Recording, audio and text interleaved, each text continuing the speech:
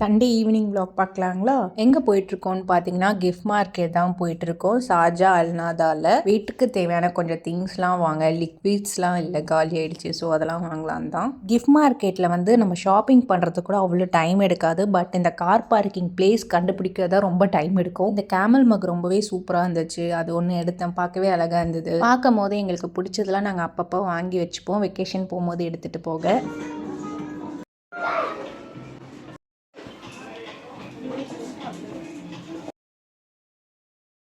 எனக்கு வந்து பெட்ஸ்னால் ரொம்ப பிடிக்கும். ஸோ ஊருக்கு போனால் கண்டிப்பாக ஒரு டாக் வாங்குவேன். ஸோ அதுக்கான திங்ஸும் கொஞ்சம் வாங்கி வச்சுக்கிட்டேன் இப்போவே. இந்த வாரம் வீக்கெண்ட் சாட்டர்டே வந்து நாங்கள் கேம்பிங் போகிறோம். ஸோ அதுக்கு தேவையான லிக்விட்ஸ், ஹஸ்பண்ட் அங்கே இருக்க கன்ஸ்லாம் எடுத்து ஷூட் பண்ணிட்டு இருந்தாங்க. அதில் சவுண்டுலாம் வரும்.